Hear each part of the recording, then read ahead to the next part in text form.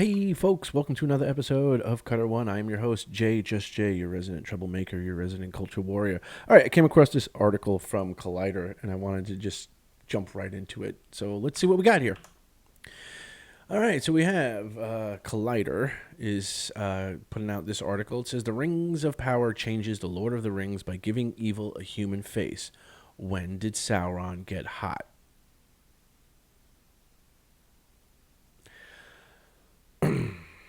While Middle-earth and the world of the Lord of the Rings are derived from J.R.R. Tolkien's imagination, there are comparisons that can be drawn to Arthurian mythology, fairy tales, and world history. Tolkien's story of men, dwarves, and elves, setting aside their differences in order to confront the ultimate source of evil, was heavily inspired by his personal experiences in World War II.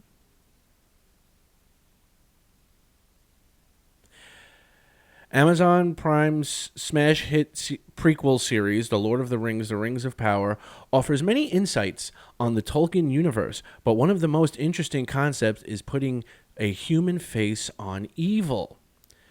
It's more than just good versus evil in The Rings of Power, although the series takes place an entire age before the events of the Lord of the Rings trilogy, there has been a lurking force of darkness in Middle-earth for quite some time. The Dark Lord Morgoth, who is essentially Tolkien's version of Satan, reshaped Middle-earth, drawing human forces to his wicked cause. However, both Morgoth and his lieutenant Sauron were taking advantage of the existing xenophobia, discrimination, and civil unrest that plagued the realms of men. The Rings of Power offers a more three-dimensional look at Middle-earth's mystical creatures. While some of the heroes rise to the challenge, we see that there is fear among the leaders of men, dwarves, and elves that causes them to do terrible things. Unlike Jackson's films, The Rings of Power even takes the time to make villains like Adar empathetic. This allows the Rings of Power to address modern issues, and it makes the war against evil a little bit more complicated. Adar and the Orcs. While Tolkien's writing has been unclear about the origins of the orcs, these fearsome creatures have never been depicted as anything but flesh-eating monsters. The Rings of Power changes up this formula by explaining how the elf warrior Adar was corrupted by Morgoth during the Year of Trees. Adar's situation is relatable. The elves had little knowledge about the dark arts at the time, and Morgoth preyed on their desire to create life. Given how pretentious the Elven High Council is in the Rings of Power, it's understandable why someone like Adar would want to rebel. However, Adar later explains to Galadriel that he soon found himself in conflict with Sauron. Adar may have wanted to subdue other forms of life, but he didn't approve of Sauron's brutality towards the orcs. Adar is derived from the Sindarin word for father, and Adar truly sees himself as a paternal figure to his children. Adar gives each of his warriors a name, and it's revealed that he intends for the Southlands to serve as their new home. This paints the central conflict itself under a different perspective. Adar isn't a primal force of evil, and genuinely believes that his conquest is justified. He's certainly ruthless, but he knows that the elves that guard the Southlands would never allow the orcs to survive in peace. It's interesting to see a Middle-earth story where not all the villains are aligned. Halbrand and Sauron. One of the biggest mysteries that the Rings of Power fans paid attention to each week was the identity of Sauron. Tolkien's mythology states that the Dark Lord employed many disguises during the Second Age, so it was possible that one of the lead characters in the series could be harboring a dark secret. While Adar, Waldreg, and Theo all seemed like possibilities, it's revealed in the season finale Alloyd that Halbrand has been deceiving Galadriel all along. In both Jackson's films and the original Ralph Bakshi animated adaptation, Sauron is depicted as a towering warrior and an evil spirit. It was unique to see a manipulative, strategic character that convinces Galadriel that his intentions are sincere. The romantic attraction between the two makes the twist even crueler. It may explain why Cate Blanchett's version of the character always seems so heartbroken. Halbrand has the political knowledge of a modern-day dictator. He manages to pit the characters against each other and nearly pins the entire uprising on Adar. By fashioning himself as a hero, Halbrand is able to convince the regent queen Muriel that he should be named King of the Southlands without appearing to be ambitious for the position. He's fashioned as a contorted version of Aragorn, which challenges the concept of villainy. Rings of Power, Civil Unrest, and Discrimination. Outside of the primary villains, we see a moral grayness to the way that the Rings of Power depicts the political infrastructure of Middle-earth. While the Elven High King Gil-galad has genuine concerns about the rise of evil, he's unafraid to sacrifice their allies to complete his mission. Unlike Elrond, Gil-galad is callous when discussing the dwarves. He shows no loyalty to them and isn't above deception. We see a similarly unsympathetic attitude from the Dwarven lords when Elrond and Durin IV confront King Durin III. It's clear that tensions between the species are long-running. Durin III has no interest in helping the elves and is infuriated at his son's compassion. He declares that the age of elves is over and banishes Elrond. However, the Rings of Power maintain the hope that Durin IV and Elrond's friendship will help heal the societal tensions.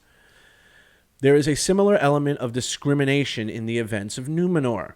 Many of the citizens hold on to generational hatred for the elves, and the deceptive advisor Pharazôn manages to radicalize riots of citizens against Galadriel's quest.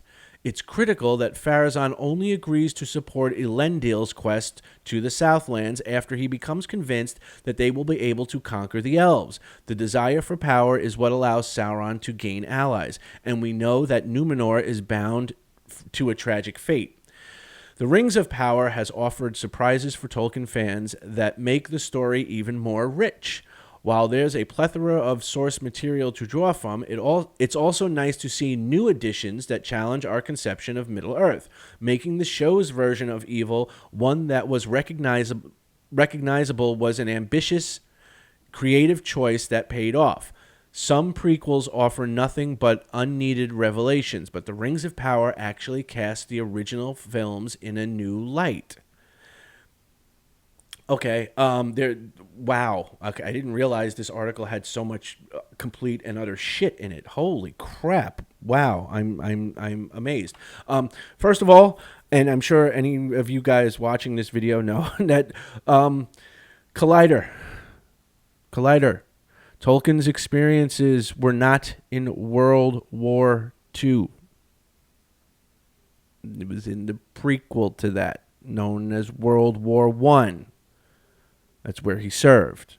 Okay, I understand that he volunteered to work to sort of decode as a decoder in World War II, but his frontline service was in the trenches in World War I, in the Somme, I believe, the Battle of the Somme. So yeah, that's just like wow. Now, I don't know. It's I don't know. These articles are coming out, and it's like they're trying to paint this show in a positive light. And by trying so hard to paint the show in a positive light, they show that they know absolutely nothing about the source material. There is a reason why there is tension between dwarves and elves. Okay, it goes back to the Silmarils. Okay, but again, the show doesn't have access to that material, so you're never going to see that. So you get this, ham-fisted, half-assed sort of like, oh, well, there's just sort of like racial tension there, and like they don't like the dwarves because they're short, and they don't like the elves because their ears are pointy, and that's stupid. Okay, there's reasons for it. There was a major betrayal that happened, and it's in the Silmarillion. So yeah, so there's reasons. It's not just quote unquote discrimination, okay, as to why there's tension between those races, okay. That same thing with the Numenor thing is not in Tolkien's work, okay. Tolkien's work is not that like, oh, the evil elves are gonna come take all our jobs because they're elves and they never tire and they could work forever and therefore they're just gonna take all our jobs. That is stupid. That is just the show. Okay, that is not part of Tolkien's work. Okay, that is not how it plays out. And the move of the Númenóreans away from being friends of the elves to sort of hating the elves or being envious of the elves, it's a long, drawn-out process. It doesn't happen overnight. It's not like somebody just shows up one day and, rallies all the Númenóreans and suddenly nobody likes elves anymore. That's not how it plays out. Okay, it plays out over a long time. Okay, several rulers gradually get us there.